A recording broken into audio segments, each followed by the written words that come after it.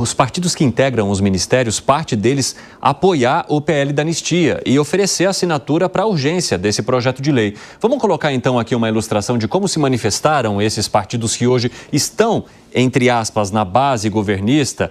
Olha, daqueles que estão ali com o governo, houve 20 votos do MDB, 35 por parte do PP, o PSD com 23 assinaturas, Republicanos com 28, União Brasil com 40. Então, esses aqui, que ofereceram 146 assinaturas, todos eles caminham, de alguma forma, com o governo federal. Tem ministério, oferecem apoio em alguns assuntos que são mais relevantes, principalmente aqueles voltados à economia, mas nesse tema que o governo federal está olhando com bastante insatisfação, eles acabaram oferecendo as suas assinaturas também. Dos partidos independentes, no caso do Avante, foram 4, do Cidadania 3, o Podemos com 9, o PRD com 3 e o PSDB com 5. Agora, da oposição, vem o Novo com 4 e o PL com as acachapantes 90 assinaturas. Apenas 2 parlamentares acabaram não assinando, a gente contou isso aqui para vocês, porque tem algum tipo de proximidade com alguns ministros do Supremo Tribunal Federal. Mas é para esse quadro aqui que eu quero olhar nesse momento de análise aqui no nosso 3 em 1. Gani, o que isso indica sobre os apoios que o governo federal reuniu até aqui? Pois é, significa que esses partidos são muito divididos. Embora eles façam formalmente parte da base do governo, você tem alas desses partidos que são à direita, né? E que são até eventualmente apoiadores de Jair Bolsonaro. E hoje eles também não estão muito preocupados, Evandro, com a perda de ministérios. Por quê? Porque as emendas contornaram este problema. O grande negócio hoje não é o ministério. No passado era, porque era a forma de você conseguir recursos, era a forma de ter cargos, o toma lá da cá. Esse toma lá da cá, eu acredito que o Zé pode falar disso com muito mais propriedade do que eu, foi substituído agora por um mecanismo muito mais sofisticado, que são as emendas impositivas e muitas vezes sem a devida transparência. Então, esses partidos aí acenarem a oposição não tem nenhum problema, porque se a retaliação foi perder eventualmente ministérios ou corte de verbas nos ministérios, eles estão bem drenados e irrigados aí com as emendas parlamentares. José Maria Trindade, você entende que esses parlamentares de partidos que hoje caminham com o governo federal estão mais interessados em sua própria popularidade, naquilo que eles vão simbolizar, vocalizar para os seus eleitores, apoiadores, do que de fato acompanhar o governo federal? Qual que é a tua leitura? Olha, este é o quadro do Congresso Nacional. Não adianta. Seria inocência muito grande imaginar que o PP, que defendeu a reeleição do ex-presidente Jair Bolsonaro, que agrediu o presidente Lula, e que mesmo depois da posse do presidente Lula tem colocado-se como partido de oposição, e outros aí dessa lista sejam governistas. Não. O resultado das urnas mostrou a eleição do presidente Lula e a derrota do grupo do presidente Lula no Congresso Nacional. E aí ele teve que ir a campo para tentar formar ali uma base segura contra um processo de impeachment e para aprovar projetos importantes. Conseguir uma base mínima ali para evitar projetos contrários, para evitar impeachment, para evitar agressões maiores, mas nunca conseguiu a maioria, né? E conseguiu fazer um acordo ali para que os projetos dele fossem aprovados, discutindo artigo por artigo. O governo nunca aprovou um projeto total.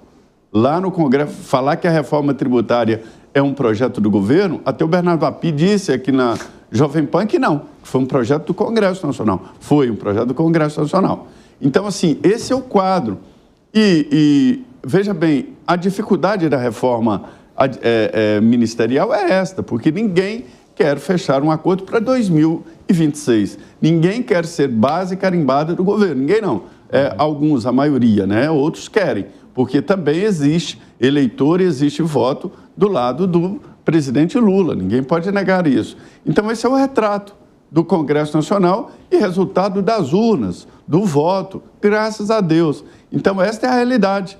O governo não controla porque não tem mais meios para controlar. Não tem recursos mais como tem as emendas parlamentares, não tem iniciativa política como tem agora o Congresso Nacional e, finalmente, está perdendo a popularidade, que é um bem muito bom em política e muito grande em política. Então, eu encaro isso aí com naturalidade. Não se pode pensar que esses partidos são base do governo. Não são. Só ver os presidentes dos partidos. É verdade, Zé. Agora, 5h51, quem nos acompanha pela rádio, aquele último intervalo aqui no 3 em 1, já espero vocês. Nas outras plataformas seguimos e, Felipe Monteiro, eu quero analisar contigo um outro movimento interessante e curioso dessa história toda, que é aquele feito pelo governo federal. O Sóstenes Cavalcante acusa o governo federal de poder tirar a verba, o repasse de verba para aqueles que ofereceram assinatura favorável a essa proposta. A questão é, você tem muitos dos partidos que hoje integram o governo. Como é que seria esse fechamento das torneiras? Esse é um ponto interessante, Cine. Eu concordo com o que o Zé falou, que o Gani colocou aqui em relação ao poder, né, que o Legislativo tem hoje em dia no sistema entre freios e contrapesos, né, em geral. Com toda certeza, mudou a configuração completamente. O Legislativo está muito mais forte do que o Poder Executivo. E tem uma questão do federalismo também, né? Quando você pega, por exemplo, o PSD tem o Otto Alencar na Bahia, que é próximo do Lula, mas tem o Ratinho Júnior, que é próximo do Bolsonaro. Então, a questão do federalismo também influencia muito, né? Como é que esses partidos lidam com as questões de poder em geral. E tem ainda um ponto, Cine, que queria colocar aqui, esses partidos todos, base de governo, se você pegar bem os ministérios, né, e a quantidade de verba envolvida, são partidos que o governo não deu também ministérios relevantes, né? Você pega, por exemplo, o União Brasil. O União Brasil ficou com o Ministério da Comunicação e com o Ministério do Turismo, com o Celso Sabino, né? O PP, por exemplo, André Fufuca, ficou com o Ministério dos Esportes. Republicano, Ministério dos Portos e Aeroportos. E o ambiente que os aeroportos que foram concedidos estão fora da margem do Ministério, porque quem regula são as agências reguladoras. Né? Ou seja, então você vê também que, apesar desses partidos fazerem parte da base de governo, não é? São partidos que o Lula e a coalizão, né, relegaram esses partidos, ministérios com pouca influência em relação à população em geral. Né? Tudo isso ajuda você ver com que os partidos dentro do Legislativo têm um poder muito mais do que o Poder Executivo. É uma questão realmente que tem que colocar. E agora, o fato do Lula e do governo falar que vai fechar a torneirinha, né, vai deixar de dar emenda parlamentar, eu entendo, ao contrário de algumas pessoas, apesar de ser politicamente incorreto falar isso, né, eu entendo que faz parte do jogo democrático. Né? Se a emenda parlamentar está dentro do rol, né, de atribuição... De negociações? De negociação. Então, faz parte da democracia, negociar politicamente essas verbas. Então, se esse é o instrumento que o governo tem de lidar com o Poder Legislativo cada vez mais forte, cada vez mais extroverso, eu vejo como algo da realidade e dentro do jogo democrático. Ok, algo da realidade, mas você acha que faz sentido, Gustavo Segré? Épocas passadas, mensalão, petrolão, agora emendas. Agora a emenda é uma realidade legal, então está tudo certo.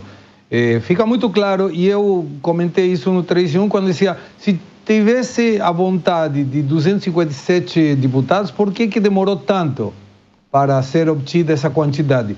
E esse quadro é perfeito para explicar por que demorou tanto, porque sem o apoio de alguns deputados da base aliada, a oposição, Novo e o PL, sobretudo o PL que estava empurrando essa proposta, não teria chegado mais nem na esquina.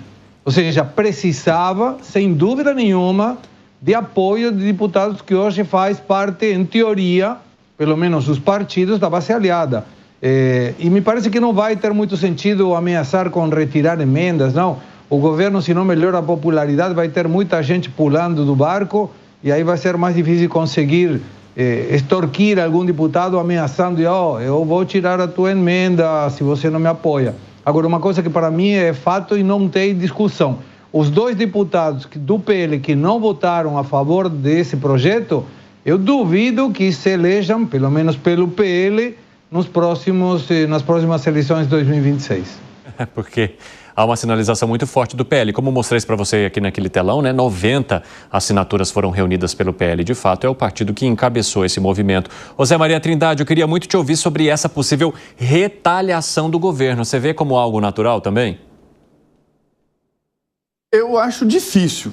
Eu acho que o governo já não tem mais as armas de antes, acho que o governo já não tem mais o poder de antes. Houve recentemente uma tentativa de se fechar apoio no atacado, né, que é fechando com os partidos. O governo não conseguiu e tem que ir no varejo. O varejo, como no mercado, ele é sempre mais caro. Quando eu digo mais caro, não é só comprar votos, mas também a troca. Eu te dou apoio, você me dá popularidade, tal. Ou seja, o governo não tem armas. Retaliar como? Vai piorar a situação. É melhor deixar passar isso aí do que ficar sem base no Congresso Nacional. Essa é a realidade, quer dizer, o governo está sem forças. Não adianta trocar ministro de Relações Institucionais se o ministro de Relações Institucionais não tem meios políticos fortes para fazer esse convencimento. Acho que se o presidente Lula conseguir continuar com esta base de apoio desta forma, é um lucro, porque a tendência dela é cair cada vez mais. E para você, Gani? Olha, eu acho que é difícil porque você tem projetos muito importantes a serem votados, né? Então, por exemplo, a isenção do IR. Então, é um risco muito grande, Evandro, porque se o governo resolver retaliar com corte de emendas parlamentares, o que esse pessoal vai fazer? Esse pessoal aí do Centrão simplesmente não vota, não coloca em votação ou derruba o projeto de isenção. Ou aumenta. Ele tem o perigo de aumentar. Tem o perigo de aumentar. E aí colocando, né, mais um problema a ser resolvido para o governo. Então é muito perigoso, né, ir nessa linha da retaliação. Ô Zé, só para a gente arrematar, se esse movimento acontecer, isso poderia trazer mais força ainda para a oposição nesse caso? Sim, poderia, porque o Congresso hoje é dividido a um grupo que é a oposição de qualquer maneira, cerca de 90 a 100 deputados, né? Esses estão sendo tratados a partir da Gleisi de forma, assim, agressiva, sabe? Não tem jeito, são oposição em qualquer ponto. Existem os ali do PT, PSOL e tal, que são governistas de qualquer jeito. E esse centro ali, que não é exatamente o centrão, que vai de um lado para outro, dependendo dos seus interesses. Muitos têm interesses, sim, no governo. São representantes de empresas, de setores, né, que negociam ponto a ponto. E é esta mágica que tem que ser feita pelo governo, é esquecer os 100 de oposição e trabalhar com os governistas e com os ocasionais.